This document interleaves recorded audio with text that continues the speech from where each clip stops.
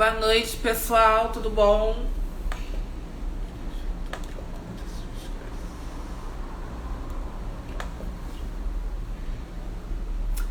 Olá, professor, vou te chamar. Peraí.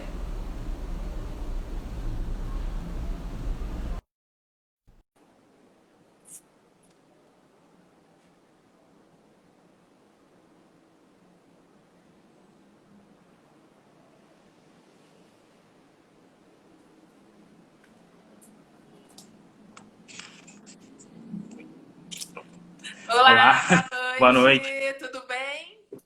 Tudo ótimo, Patrícia. Muito obrigado. Boa noite. À noite. Olha, antes de começar, a gente sempre dá um tempinho pro pessoal ir entrando e aí Lógico. a gente começa, tá? Logo em seguida. Oi, Leandro, boa noite, tudo bom? Preto viajante. Muito bem. Como é que tem sido essa quarentena, professor? De muito trabalho trancado em casa, né? Essa loucura toda que a gente tem vivenciado. Muito mais trabalho, né? Do que antes e sem flexibilizar, né? Então, um pouco isso. E você, como é que você tá?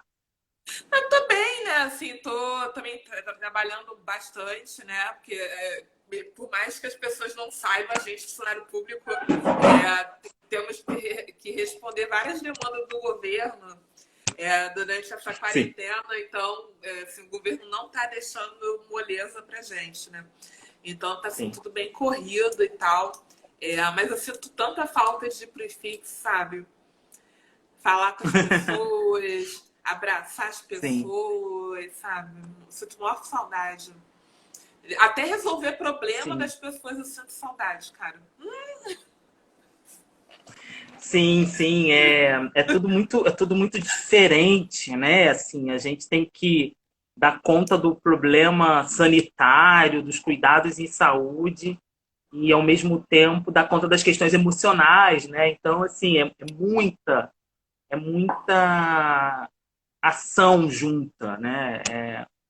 E É, preocupação com os nossos amados, né? Porque às vezes a gente sim, tem amados longe da gente. Eu tenho uma irmã que mora fora, então eu fico preocupada uhum, com ela, preocupada com meus pais, com os meus sogros, entendeu? Então é muita preocupação junto. sim, sim, é tudo É muito difícil, né? complicado. Que contexto nosso, meu Deus. Não, Que que contexto. situação. Que situação. Olha, mas uma coisa engraçada na quarentena que eu fui adquirindo uns hábitos estranhos, assim. Estranhos não, novos, né? Não Uhum. vou falar de estranho, mas novos, né? Eu virei colecionadora de incenso. Agora Disse. isso Aham. virei colecionadora de incenso, tenho uma planta agora também. Tô querendo um cachorro. Que interessante, que interessante. Não, eu tô muito numa vibe de muito, muito trabalho, né? Assim, e acho que agora eu tô tentando diminuir o ritmo de trabalho para focar em algumas outras questões mais prazerosas, assim.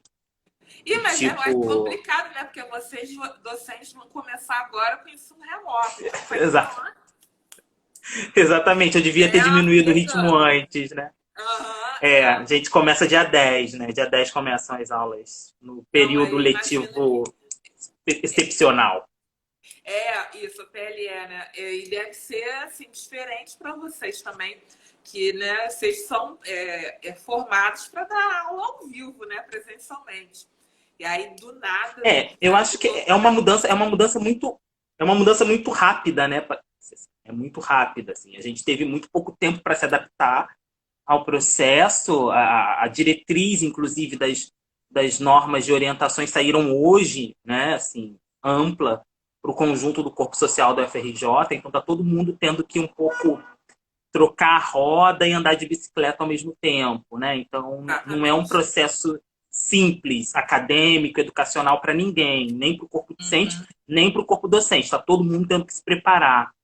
uhum. Então, na verdade, eu acho que é uma grande experimentação que a gente vai fazer agora, né? Nesse período letivo excepcional. Vai estar todo mundo, acho que todo mundo tem que estar muito aberto para essa descoberta, né? Na possibilidade, no que pode acontecer. É verdade, é bem complexo para todo mundo, né? Eu fico imaginando também para o aluno, né, que além de enfrentar toda essa nova adaptação a uma metodologia nova de ensino, ainda tem que enfrentar a questão socioeconômica, que eu sei que tem muita gente que não tem acesso à internet, a uma banda larga, ao Wi-Fi. Então, além da questão pedagógica em si, ainda tem a questão socioeconômica, né? Para mim essa é a questão principal, assim. Esse deve ser o ponto um das nossas preocupações, é garantir para que efetivamente a gente consiga contemplar a integralidade do nosso corpo docente. A gente tem um movimento dos últimos 15 anos no Brasil de ampliação do acesso ao ensino superior, de uma camada socioeconômica que historicamente a universidade foi negada, e desconsiderar toda a composição demográfica nova da UFRJ, das universidades públicas nesse contexto, é um erro de partida. Então, pensar qualquer tentativa de um ensino remoto, emergencial, nesse contexto, tem que considerar a priori que a gente está falando e trabalhando com um conjunto de estudantes que, por vezes, não tem acesso à internet de qualidade, até porque a internet de qualidade no Brasil já é um problema para todas as pessoas, né? Mas alguns estudantes que não têm internet banda larga, considerar que tem estudantes que não têm computador, né? Ou que o computador é dividido com outros membros da família. Então, eu acho que flexibilidade é a palavra de ordem, deve ser a palavra de ordem para todos e para todas nós. Uhum, é verdade. Acho que a gente já deu um tempinho, então a gente já pode ir começando. Vou me apresentar para quem ainda não me conhece. Boa noite, pessoal. Meu nome é Patrícia Silva. Eu sou funcionária do gabinete da direção do IFIX. Para quem não conhece o IFIX, eu vi que tem gente de fora, de Uberlândia aqui, então vou falar um pouquinho. O IFIX é o Instituto de Filosofia e Ciências Sociais da UFRJ. Eu sou pedagoga, eu trabalho diretamente com a professora Suzana de Castro, que é a nossa atual diretora. Eu estou aqui hoje para apresentar mais uma live da nossa série Bate-Papo. O objetivo dessa série é fazer lives com temas que são interessantes e pertinentes para a sociedade como um todo, para a nossa comunidade acadêmica. E o nosso tema de hoje é o combate ao corona nas favelas cariocas, né? E para isso a gente chamou o professor Richard Martins. Falei teu nome correto, professor? Richard. Correto. Falei correto. Richard Martins, que é professor do NEPDH, que é o Núcleo de Estudos de Políticas Públicas e Direitos Humanos, que fica lá no nosso campus da Praia Vermelha. Então, de começo, já quero agradecer muito o aceito do convite. Fiquei muito satisfeita com a sua disponibilidade e a sua disposição em participar aqui com a gente hoje. Quem agradece sou eu. Foi o maior prazer receber o convite. Está sendo o maior prazer estar aqui. Até porque, por vários motivos, mas em especial porque eu fui aluno do IFIX também, né? Eu sou psicólogo e os meus primeiros 3 períodos eu tive disciplinas no IFIX e é muito bom poder, de alguma forma, retornar ao IFIX nesse momento. Né? Isso é muito legal, né? Quando a gente é aluno e tem a oportunidade de voltar. Essa é uma experiência fantástica, né, para vocês. Então, olha só, pessoal, eu estou acompanhada a questão do combate ao corona nas favelas, nas comunidades, mas eu não sou expert no assunto. Eu queria ouvir muito do senhor qual é o quadro da pandemia hoje nessas favelas, hoje, e como estava o quadro no começo da pandemia. Se já é possível traçar um comparativo de melhora ou de piora? Queria ouvir o seu um pouco. Sim, Patrícia, obrigado pela sua pergunta. Eu acho que é importante considerar que as favelas no Rio de Janeiro, de um modo geral, assim, desde mais ou menos a segunda metade, né, do início, né, desse século, assim, ela não está presente na pauta pública a partir da forma como a gente pensa ou deveria pensar políticas urbanas, uma construção, né, no campo dos direitos humanos para pensar a cidade, né? Quando a gente pensa a favela, em especial nos últimos 15 anos no Brasil, se pensa a favela exclusivamente a partir do viés da segurança pública, né? Então, é essa narrativa social construída sobre favela no Brasil. A partir desse quadro, um grupo de pesquisadores, pesquisadoras, docentes de algumas universidades públicas começaram a antecipar uma possibilidade do que fosse acontecer nas favelas em decorrência do contágio pelo coronavírus fosse um quadro extremamente de calamidade pública, né? Por questões ligadas a determinantes sociais em saúde, questões socioeconômicas e estruturais dos próprios componentes, né, que se relacionam ao pensar favela. O que a gente tinha antes da instalação da epidemia? A gente tinha um quadro de completo abandono do poder público a partir da entrada de se pensar as políticas sociais nas favelas, né? Seja pela lógica do alto déficit habitacional, seja pela lógica do não saneamento básico adequado, seja pela lógica do desmantelamento da atenção básica, né, em especial nas áreas periféricas. Então, assim, quando a gente analisava esse conjunto de fatores, era perceptível que aconteceria na favela o que aconteceu, que é uma proporção muito maior de letalidade nesses territórios em comparação com outros territórios da cidade. Não à toa que, quando a gente pensa por bairro a desagregação de letalidade, a taxa bruta de letalidade em decorrência da Covid-19, os principais bairros se concentram na zona oeste da cidade. Então, dos 5 bairros com maior letalidade, 4 são na zona oeste e apenas 1 na zona sul do Rio de Janeiro. Quando a gente faz a desagregação da taxa de letalidade, nas áreas de favela, você tem o dobro de chance de letalidade de morrer pela Covid-19 do que em áreas de territórios que não são em favelas. Então, a gente já tinha um pouco uma projeção de que isso pudesse acontecer. O que a gente tem hoje? A gente tem hoje no Rio de Janeiro aproximadamente 12 mil mortes em decorrência da Covid-19. Dessas, mais de 600 se concentram em favela. Em número absoluto, isso significa dizer que as favelas do Rio de Janeiro concentram maior quantidade de mortes do que mais de 15 estados do Brasil, né? E isso é muito significativo quando a gente pensa em população, né? Em segmento populacional. Então, é um pouco essa conjuntura de como a situação estava antes da Covid-19 como está hoje. Hoje a gente tem o dobro de chances das áreas em favelas terem maior letalidade do que as áreas não de favelas. E a gente tem hoje um número absoluto notificado. A gente sabe que a gente tem uma quantidade enorme de subnotificação, de aproximadamente mais de 600 pessoas em territórios de favelas que já perderam a vida em decorrência da Covid-19.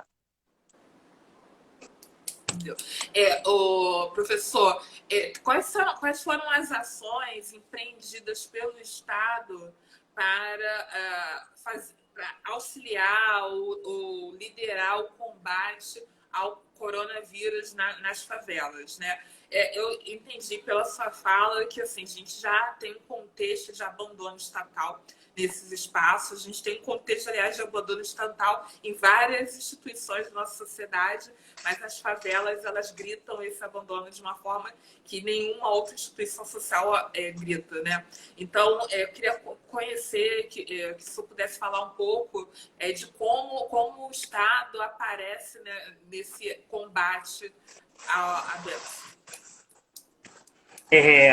Então, infelizmente, eu tenho que compartilhar que as políticas públicas em âmbito estatal, elas foram muito poucas ou quase nenhuma com relação à população específica de favela. A gente constatou no início da pandemia que existia uma certa letargia da Secretaria Municipal de Saúde do Rio de Janeiro e da Secretaria Estadual de Saúde em pensar uma política específica para o conjunto de favelas, né, da cidade e do estado do Rio de Janeiro. A partir dessa constatação, nesse mesmo segmento, em abril, o Ministério Público, né, Federal, a partir da Procuradoria dos Direitos do Homem, né, e dos Direitos Humanos do Ministério Público Federal, notificou o Ministério da Saúde demandando uma posição para as populações de favela. O que o Ministério da Saúde faria? A resposta do Ministério da Saúde foi uma resposta evasiva, muito aquém, né, da necessidade, e nesse contexto, um grupo de pesquisadores e pesquisadoras de algumas universidades do estado, né, em especial PUC do Rio de Janeiro, FRJ, UERJ, Fiocruz, articuladores de 5 territórios de favela, Limão, Rocinha, Cidade de Deus, sindicatos médicos, sindicato das enfermeiras, sindicatos dos agentes comunitários de saúde, associações de ensino, como a Abrasco, SBPC, nós nos articulamos para tentar fazer uma incidência política a partir desse lugar da academia, desse lugar da universidade, apresentando a construção de um plano, né, de um plano de ação emergencial de enfrentamento à Covid-19 nas favelas. Né? E muito a partir dessa constatação de que não tinha uma resposta pública qualificada e estratégica específica para o conjunto de favelas do Rio de Janeiro. Nós entregamos... Desculpa, é que o senhor falou da questão do Ministério da Saúde, mas isso se aplica à Secretaria de Saúde do município do Rio de Janeiro e ao Estado do Rio de Janeiro também? A Secretaria Estadual também. A gente teve um movimento, né, em âmbito nacional, a partir da Procuradoria do Ministério Público Federal, noticiando, né, solicitando ao Ministério da Saúde qual política específica seria feita para as favelas do Rio de Janeiro. E, num segundo momento, a gente solicitou também uma posição da Secretaria Municipal de Saúde e da Secretaria Estadual de Saúde. Naquele momento, não tinha ainda nenhuma proposição de caráter emergencial. Nesse contexto de ausência de políticas públicas, nós, esse conjunto de pesquisadores, juntamente com lideranças de favela, construímos o plano de ação emergencial de enfrentamento à Covid-19 nas favelas. É a partir dessa ausência de resposta pública. Esse processo foi um processo feito de caráter extremamente emergencial e no qual a gente se debruçou ainda no mês de abril e lançamos o plano com a presença da Secretaria Municipal de Saúde do Rio de Janeiro, da Secretaria Estadual de Saúde, porque, em última análise, quem executa a política pública são os agentes sanitários estadual e municipal a partir das secretarias municipal e estadual de saúde, que acolheram o plano, né, como estratégico, entenderam a importância, até porque era um conjunto de pesquisadoras e pesquisadores com uma certa notoriedade, né, que chancelaram aquela escrita a partir de um diálogo direto com lideranças de favela, mas não tiraram o plano do papel num primeiro momento. Né? Então, o segundo passo nosso foi demandar a um outro poder público o processo de fiscalização do recurso público, que é a LERJ. Nesse momento, nós entregamos o plano à Assembleia Legislativa do Estado do Rio de Janeiro e à Câmara Municipal de Vereadores do município do Rio de Janeiro. E a gente conseguiu produzir um movimento muito interessante enquanto matéria legislativa nessas duas casas. Primeiramente, quando nós entregamos o plano à LERJ, a presidência da LERJ, juntamente com a mesa diretora e alguns deputados, a deputada Renata Souza, que preside a Comissão de Direitos Humanos, a deputada Marta Rocha, que preside a Comissão de Saúde, o deputado Valdec, que preside a Comissão de Ciência e Tecnologia, entre outros deputados, inclusive o líder do governo, e a presidência da LERJ, se comprometeram em utilizar o fundo emergencial da LERJ para tirar o plano do papel. Então, a gente teve a primeira vitória política naquele momento. Né? Então, a partir de uma demanda das universidades, né, das instituições públicas, juntamente com as lideranças de favela, nós construímos o plano, apresentamos o plano à LERJ, e a LERJ se comprometeu em executar o plano a partir dos recursos públicos da própria LERJ. Né? Um plano que é mais ou menos orçado em 15 milhões de reais para a gente ter 3 grandes equipamentos de proteção e cuidado à saúde das populações em favela neste contexto de pandemia.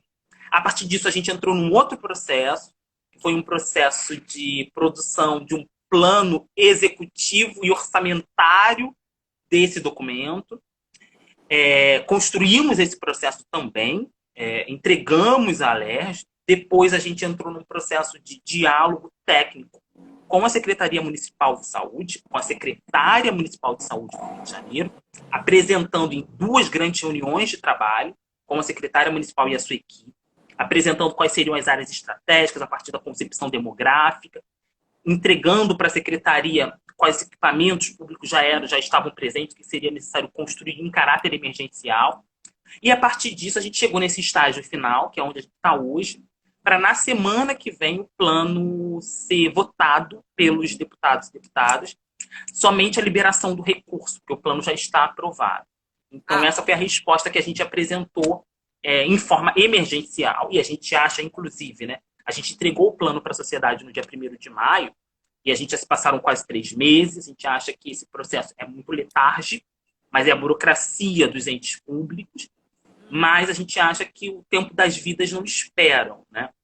E aí é nessa dinâmica que a gente está hoje, nesse momento.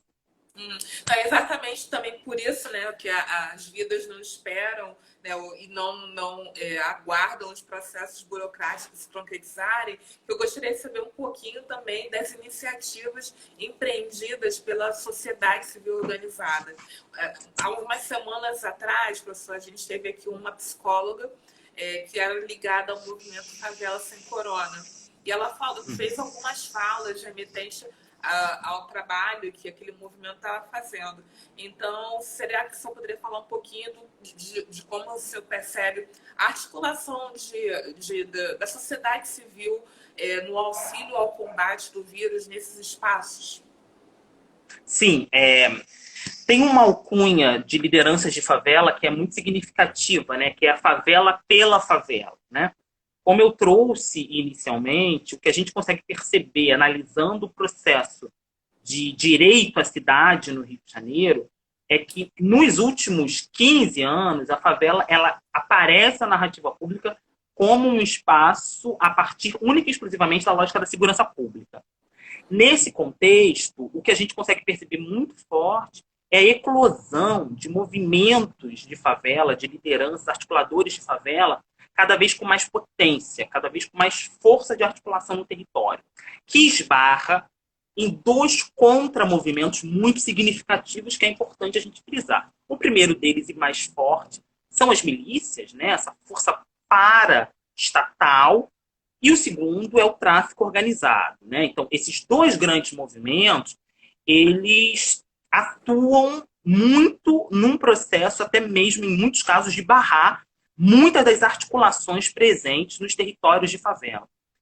Apesar disso, o que a gente percebeu foram respostas solidárias, em especial considerando, né, as favelas do Rio de Janeiro muito significativas. Então você pega, por exemplo, a Maré, com a iniciativa da Redes na Maré, que conseguiu, a partir de um volume enorme de doação, de empresas, tal, a construção, né, e a articulação dos segmentos desses territórios, seja diretamente para necessidade de sanar questões básicas de segurança alimentar e nutricionais emergenciais, em decorrência da ausência de proteção social do Estado, seja construir equipamentos ligados aos equipamentos públicos que já existem para garantir acesso mínimo à saúde e também, por exemplo, recursos para sepultamento, né? Porque o que a gente percebeu é que nas favelas as pessoas estavam morrendo em casa, né? Então, assim, além de tudo, a calamidade pública e esse quadro humanitário totalmente desfavorável. A gente teve, por exemplo, na Cidade de Deus, a criação da Frente CDD contra o coronavírus. A gente teve no Santa Marta a articulação da favela muito interessante, que potencializou uma estratégia que foi de conseguir articular que o recurso recebido, seja pelo seguro do auxílio emergencial, seja por um recurso vindo da Alerj também, circulasse internamente dentro da favela para mobilizar a economia local, né? Então, essa foi uma experiência muito significativa do Dona Marta. A gente teve uma experiência muito forte no Alemão, do Instituto, né, Raízes do Alemão, que mobilizou a construção, junto com outros parceiros de favela, a UFA, de uma rede de monitoramento de dados específicos das favelas. Em função da subnotificação, uma rede de monitoramento para o enfrentamento da Covid na favela. Quantidade de casos, quantidade de famílias sem apoio, de auxílio emergencial. Então, o que a gente pode perceber de forma muito forte nesse momento é que as favelas diretamente produziram os seus próprios dados, produziram as suas próprias alternativas em função de uma ausência do poder público chegar às favelas a partir da lógica dos direitos humanos, a partir da lógica da proteção social, né? Então, assim, de cara é possível fazer essa cartografia. Inclusive, esse é um movimento muito interessante para a gente estudar futuramente, como esses segmentos mais pauperizados, né, e com menor acesso a uma rede de serviços e de políticas públicas do Estado, conseguiu responder, por vezes, de forma muito mais qualificada, estratégica e rápida às questões ligadas ao direito humano à saúde do que seja o poder público, seja outras redes de sociedade civil em territórios fora de favela.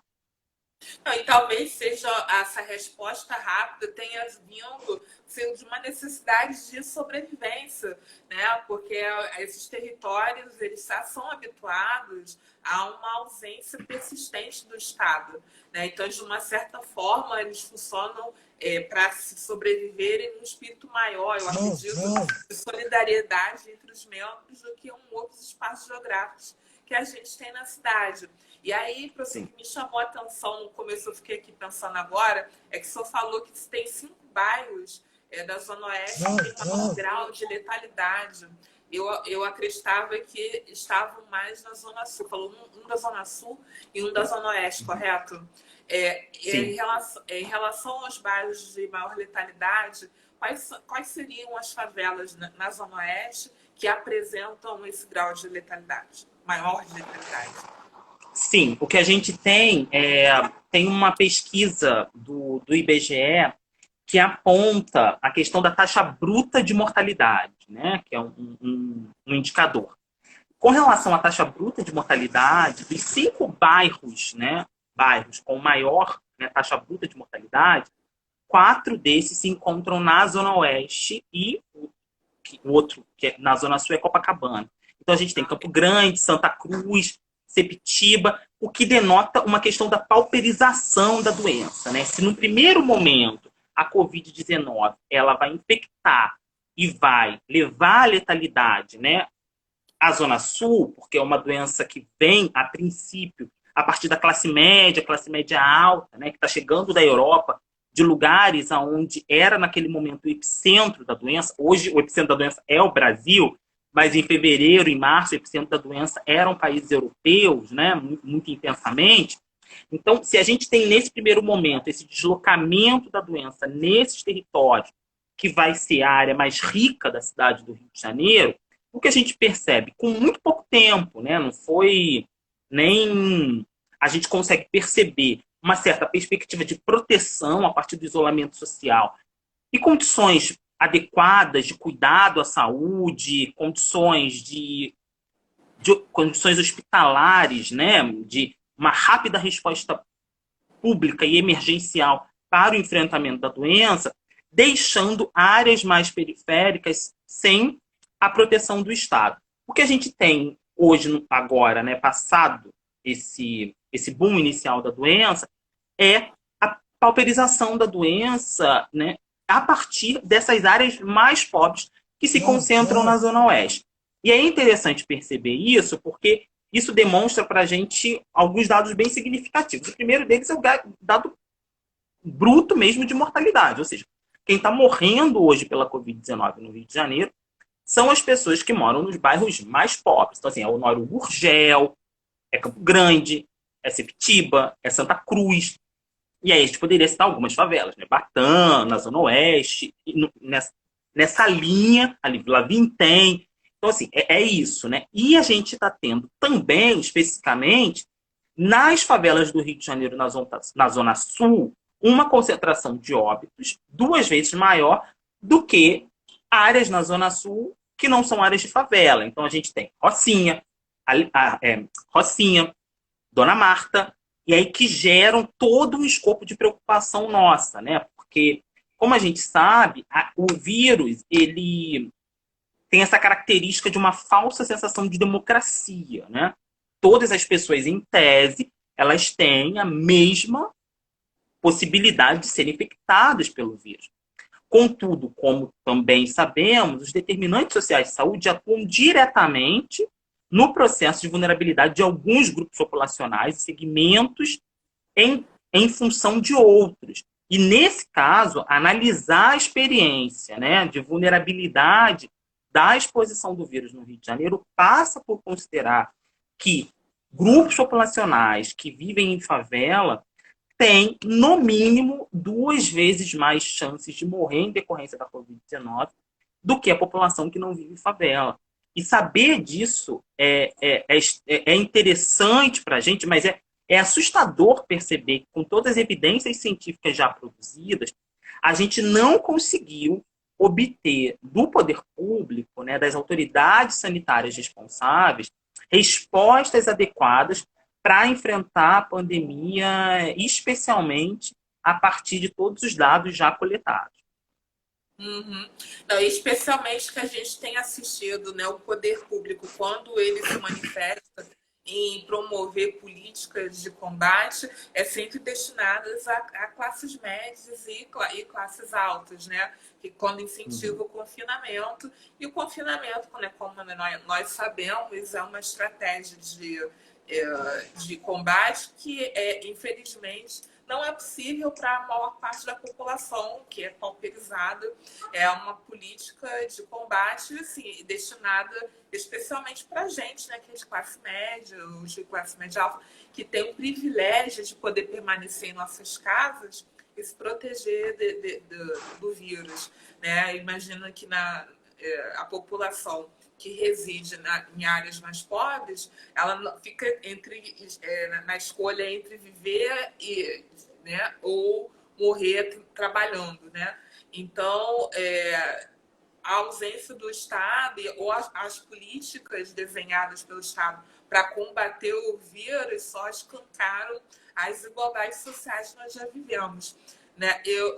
Eu queria muito ouvir assim, do senhor se você acredita que a propagação do vírus, além da questão da doença e da letalidade, da fatalidade na população das favelas cariocas, tenha causado algum efeito em relação a empregos e situação econômica dessas pessoas.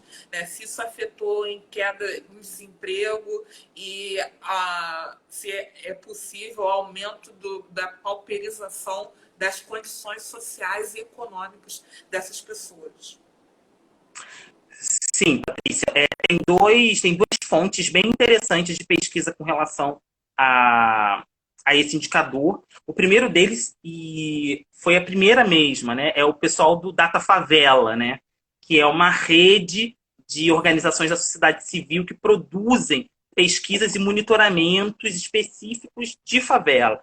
Essa rede, bem no início da pandemia, já nas primeiras 2 semanas, no primeiro mês, já detectava a baixa circulação de recursos econômicos em áreas de favela e o aumento da pauperização, em especial a partir do aumento da insegurança alimentar em populações de favelas. Então, a gente já tinha esse dado logo assim, no primeiro mês de instalação da pandemia no Rio de Janeiro, quando a gente estava com muito mais rigidez no processo do isolamento social.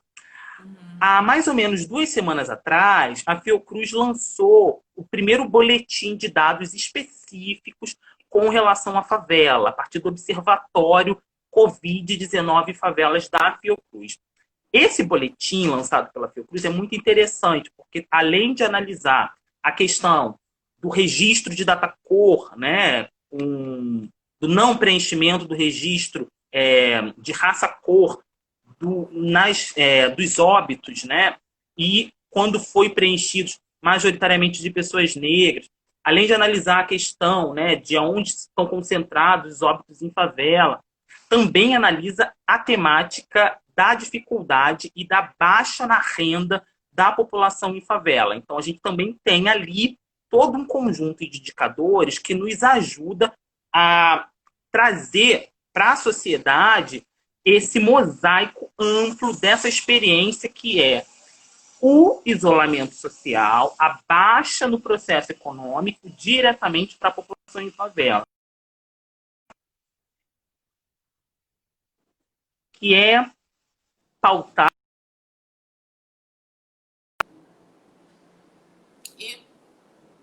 E acho que o professor caiu. Deixa eu ver se ele volta. Peraí.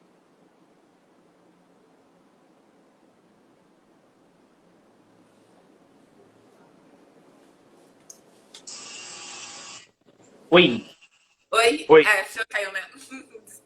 Eu não sei se fui eu que caí, né? É. Eu não sei, eu estava falando que essa questão da internet, da qualidade da internet da população brasileira, que não é boa, né? Isso é muito significativo para esse debate, porque a gente está falando de promoção de acesso de uma nova sociabilidade hoje que passa por esse nível de comunicação e o quanto nós, enquanto sociedade, estamos muito aquém de possibilidades de comunicação a partir de redes virtuais que são muito ruins, como a internet brasileira. O que eu estava dizendo é que os dados da Fiocruz apontam exatamente como o impacto macroeconômico brasileiro afetam diretamente a população mais pauperizada, nesse caso, a população em favela. E isso é muito significativo para todos e para todas nós, porque tem um dado que eu acho que é fundamental, né? O primeiro deles é que as evidências científicas apontam que a principal medida para garantir a não expansão do coronavírus e cuidar adequado à saúde é o isolamento social. O isolamento social ele não é um privilégio. O isolamento social ele é um direito humano à saúde, que, infelizmente, uma camada da população não tem a possibilidade de exercer esse direito humano à saúde. É uma pena que, enquanto sociedade, nós perdemos a narrativa de disputa pública de garantir que, num contexto de pandemia, a sociedade brasileira tenha a possibilidade de exercer o seu direito humano à saúde ficando em casa, né? Porque deve ser extremamente desesperador para um pai de família, para uma mãe de família, ter que se colocar em risco, né, de ser contaminado, né, de ser hospitalizado em decorrência da Covid-19, em função de não poder ficar em casa, porque necessariamente ficar em casa significa passar fome e ver um filho ou uma filha sua passar fome, né? Em função, seja da perda do emprego, ou seja, de empregos informais e muitas vezes sem vínculo, sem possibilidade de nenhum nível de seguridade social. Então é muito triste a gente perceber que, enquanto sociedade, nós não conseguimos, no contexto pandêmico, garantir políticas de proteção social. Seja a universalização de uma renda mínima e básica a partir de um auxílio emergencial para a população que precisa, seja uma condição rápida e adequada e emergencial, sanitária, de imóveis para as populações. Nós falhamos enquanto sociedade na medida em que a gente praticamente obriga as populações pobres a se exporem ao vírus, ou seja, se expor à morte, porque a gente está falando de uma doença que a gente não conhece, que a gente não tem nenhum fármaco, a gente não tem remédio, a gente não tem vacina. Então o Estado brasileiro induz a sua população a se expor à morte, seja diretamente a partir da negação de líderes públicos da gravidade da doença, minimizando a doença e o vírus, né, a pandemia global que estamos vivenciando, seja a partir de não políticas públicas de proteção social. Então, o que a gente tem vivenciado hoje é uma retórica discursiva de que nós, quando demandamos que a população brasileira tenha o direito a ficar em casa, nós não queremos trabalhar, nós queremos o fim da economia, nós queremos privilégios. E, na verdade, o que a gente está demandando é que o conjunto amplo da população brasileira tenha o direito a poder cuidar da sua saúde num contexto de pandemia, né? E isso é o mínimo que se pode esperar seja de instituições públicas, e nesse sentido, as nossas instituições públicas estão cumprindo com aquilo que é o nosso papel, que é produzir evidências científicas que balizem a resposta sanitária, e seja o mínimo que a gente pode esperar da nossa liderança política, independente do viés ideológico, do viés partidário, que é garantir um mínimo de condições sanitárias para o cuidado adequado de toda a população brasileira,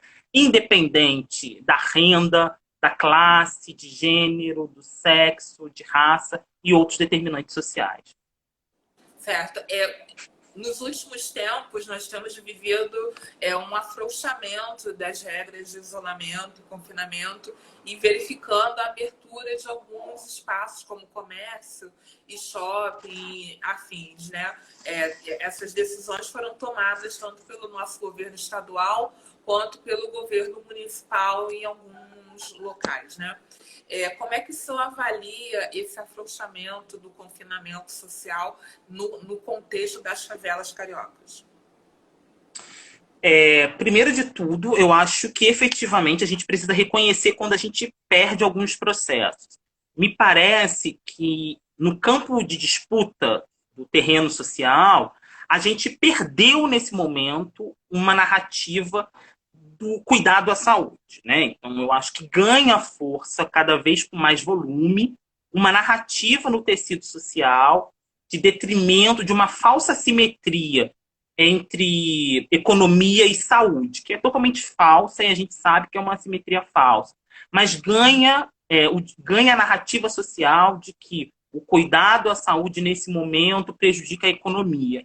E eu acho que isso é muito significativo, porque, em última análise, essa narrativa ela afeta diretamente a vida dos sujeitos em situação de maior vulnerabilidade. Dos sujeitos que já vivem em vulnerabilidade nesse país e que, num processo pandêmico, amplia o seu estado de vulnerabilidade. Isso é tão significativo, seja quando a gente pensa o deslocamento das mortes pela Covid, né, como eu já trouxe esse dado. Quem está morrendo agora são nas áreas mais pauperizadas, é a galera pobre, né, é a população negra. Seja por isso que a gente consegue constatar pelos dados epidemiológicos, seja quando a gente percebe, por exemplo, que a gente tem hoje 80 mil mortes no Brasil, né, o segundo país com maior número de mortes, o segundo país com maior número de pessoas infectadas, e nós somos hoje o país com o maior número absoluto de mortes por semana, né?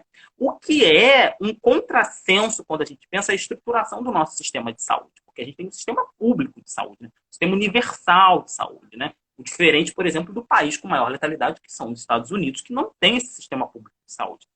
Qual é o impacto disso diretamente com relação ao isolamento social? Me parece assim, que o que a gente tem, de fato, é uma disputa de narrativa muito intensa no Brasil, que hoje está colocado nessa discussão forte a partir de dois grandes eixos. O primeiro deles é quem tem direito a ter direitos, né? Efetivamente, eu acho que se reedita nesse momento uma discussão histórica, quem são as populações que historicamente têm direito a ter direito nesse país, né? E aí a população de favela é uma população que, historicamente, diz a favela é cidade, favela é um território. Tem que pensar a favela a partir da lógica do direito à cidade. Então, na medida em que a gente está reeditando algumas discussões no âmbito de quem tem direito a ter direito, se coloca muito veemente essa discussão de pensar a favela como cidade, a favela como um território, né, que tem o direito à cidade, né? E, nesse sentido, me parece também que a gente está deslocando, né, uma outra discussão central que me parece que cada vez ganha mais força, que é o direito à comunicação, né? Assim, pensar os processos de comunicação e como alguns sujeitos historicamente estão alijados dos processos de comunicação. E, nesse contexto, a população de favela está dentro desse bojo de sujeitos alijados dos processos de comunicação. Então, o isolamento social, me parece que ele tem duas grandes entradas para se pensar nesse momento. A primeira delas é que eu acho que a gente perdeu a narrativa e tem perdido a narrativa. É a primeira vez que eu falo isso publicamente aqui, né, numa live. A gente tem perdido a narrativa não com o conjunto amplo da sociedade. A gente perdeu a narrativa do isolamento social a partir da flexibilização interna dentro de um segmento que estava em isolamento social. Quando a gente analisa o isolamento social hoje, né, a gente consegue perceber que quem está flexibilizando o isolamento social são os sujeitos, uma parte significativa, né, é de sujeitos que estavam em isolamento social. Não são sujeitos que negam o vírus, que negam a doença. São sujeitos que têm até a possibilidade de trabalhar remotamente, mas que não aguentam mais a possibilidade da clausura, a possibilidade do confinamento, né? São sujeitos de classe média, possivelmente eu, você, que não aguenta mais esse contexto, que tem uma certa condição socioeconômica e um certo entendimento do contexto epidemiológico, mas munido do seu sofrimento, está flexibilizando o isolamento social em detrimento da questão sanitária maior e ampliada. Me parece que é nesses sujeitos que eu acho que hoje a gente deveria potencializar os nossos esforços, porque eu acho que a gente perdeu, ao menos no último mês, a narrativa neste segmento, que é um segmento muito próximo da gente. Não é um segmento que eu poderia considerar que ideologicamente, desde o início da pandemia, minimiza o processo pandêmico e que não estava em isolamento social desde sempre. O que eu percebo nesse momento é uma flexibilização do isolamento social entre um segmento escolarizado, até então, num campo ideológico, talvez muito mais próximo da esquerda, de uma centro-esquerda, que está realmente flexibilizando o seu isolamento social por não aguentar mais o sofrimento do confinamento. Eu acho que isso é uma coisa que a gente tem que pensar, especialmente nesse momento, o que representa na narrativa de disputa sobre a possibilidade de isolamento social como um direito, nós, classe média, flexibilizarmos o isolamento neste momento. Não, isso aí é uma hipótese bastante interessante. Eu confesso que eu nunca tinha escutado até agora essa ideia de que pessoas que estavam em isolamento que decidiram flexibilizar. Eu sempre tive a tendência a acreditar, ou quis acreditar, que a flexibilização foi feita por pessoas que já estavam negando os efeitos da pandemia, né? E isso é uma hipótese muito interessante que o senhor colocou agora. E especialmente da questão da disputa da narrativa. E aí eu fico me perguntando, eu jogo a pergunta para o senhor, como é que a gente retoma a narrativa de que o isolamento é um direito, além de direito, é uma necessidade para a gente combater o avanço da propagação do vírus? Primeiro de tudo, me parece que é pautar a não naturalização da morte.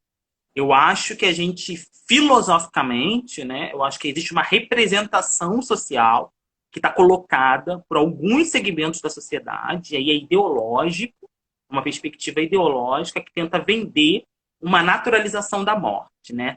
É uma gripezinha, é isso mesmo, pessoas têm que morrer, pessoas vão morrer, são pessoas mais velhas, isso faz parte da vida. Eu acho que o primeiro de tudo é a gente conseguir requalificar a defesa desse discurso da não naturalização da morte. Eu acho que não cabe, ao menos entre nós, né, que defendemos o direito humano à vida, o direito, né, às condições adequadas que todas as pessoas tenham para a vida, bancar discursos nesse sentido. Eu acho que cada vez mais afirmar essa não naturalização, essa não banalização da vida, a não naturalização da morte, me parece que é, filosoficamente, né, um prisma que a gente precisa seguir nesse momento como uma bandeira. Porque eu acho que a gente está, de fato, nós estamos, enquanto sociedade, numa disputa de narrativa, né? E o nosso lado é uma disputa de narrativa frente à vida, né? Nós estamos defendendo o direito à vida. Eu acho que isso me parece o central. E aí eu acho que estratégias são múltiplas, né? Os nossos campos, a gente tem múltiplas estratégias para pensar. E eu acho que uma outra estratégia e ação que cada vez mais é fundamental é a gente entender que a gente nunca esteve num contexto de tanta vocalidade da ciência. Né? A gente nunca produziu tantos dados, né? O nosso exemplo aqui agora, a gente está aqui produzindo dados, como nunca. E nunca a gente teve tanta possibilidade de professores, professoras, docentes, pesquisadores, pesquisadoras estarem em público vocalizando para o conjunto amplo da sociedade como agora, né? Você abre qualquer telejornal, vai ter um epidemiologista, um virologista, um cientista falando sobre esse contexto, né? As pessoas estão pensando sobre vacina, estão pensando sobre medicamento, estão discutindo cuidados sanitários, e eu acho que essa é uma entrada que a gente precisa repotencializar o tempo inteiro. É afirmar a ciência como valorização da vida. É afirmar, então, na medida em que a gente tem o contradiscurso negacionista, de negação à ciência, de não valorização da ciência, me parece que a nossa estratégia tem que ir na contramão de reafirmar a ciência como potência de vida, reafirmar a ciência como algo presente na vida, na sociedade brasileira, como algo fundamental para a gente conseguir reorientar o prisma da sociedade. Eu acho que isso é muito complexo, mas ao mesmo tempo é o nosso grande desafio, ou seja, é produzir uma comunicação, uma informação em saúde que chegue nas pessoas, né? Que faça sentido às pessoas. Então, mais do que nunca, comunicar com a favela, né? Não é comunicar para a favela. É chamar moradores, lideranças de favela para construir junto, né? Estou falando favela porque é o tema dessa live, assim. Mas é chamar uma população, se é para pensar estratégia com relação à população indígena, né, que também é um alvo de população chave nesse momento do contágio, é chamar a população indígena para pensar em suas estratégias de comunicação. Né? Nada melhor comunicação de paz, a gente sabe disso há muitos anos, né? Como é que a gente consegue falar com determinados segmentos sociais a partir dos seus grupos populacionais. Eu acho que essas são as duas grandes estratégias nesse momento. A primeira é afirmar como campo central a defesa da vida e a não banalização e naturalização da morte. Não é normal a gente ter 80 mil pessoas. Essas mortes são mortes evitáveis. Essas mortes ocorreram em função da não elaboração de políticas públicas de saúde e de proteção social adequadas. É por isso que a gente tem hoje no Brasil mais de 80 mil mortes notificadas. É por isso que a gente tem mais 600 mortes nas favelas do Rio de Janeiro. É por isso que a gente tem mais de 12 mil mortes no estado do Rio de Janeiro. São mortes evitáveis. As pessoas elas não estariam mortas nesse contingente populacional se nós tivéssemos tido a implementação de um plano emergencial de enfrentamento à Covid-19 nas favelas em abril. Se a gente tivesse tido a extensão do auxílio emergencial para toda a população que necessitasse do auxílio emergencial. Se a gente tivesse tido figuras, lideranças políticas que viessem a público afirmar a necessidade do isolamento social, que neste momento era fundamental para garantir a não expansão do vírus. Ou seja, o que a gente tem é um mosaico de experiências desastrosas no nosso país que levou a essa quantidade enorme de mortes. Então, assim, me parece que é não banalizar a vida. E 2, é produzir uma valorização da fala científica, e aí é papel de todos e de todas nós, né? Essa live é uma delas, conseguir a gente ampliar os nossos lugares sociais também. Uhum. Professor, nosso tempo está quase acabando, então eu quero agradecer muito a sua participação, a sua apresentação aqui hoje. Eu acho que foi muito enriquecedor para todo mundo que está interessado em saber como é que está o combate nas favelas cariocas, combate ao corona. Agradeço também todo mundo que assistiu. Eu quero ressaltar que todas as lives ficam salvas no IGTV, como sempre. Professor, novamente, muito obrigada. Eu espero que o senhor tenha muito sucesso durante o seu magistério no NEP e que a gente possa se encontrar outras vezes aqui no IFIX também. Eu que agradeço, Patrícia. Muito obrigado. Sucesso. Eu adorei esse Acontece no IFIX e desejo mais. Então, gente, olha, boa noite. Aproveitem a quarentena quem puder, né, para curtir as lives, aprender mais um pouquinho. E se cuidem, por favor, para a gente se encontrar de volta no IFIX, na UFRJ, na nossa amada UFRJ. Então, um beijo e boa noite para todos. Valeu. Valeu.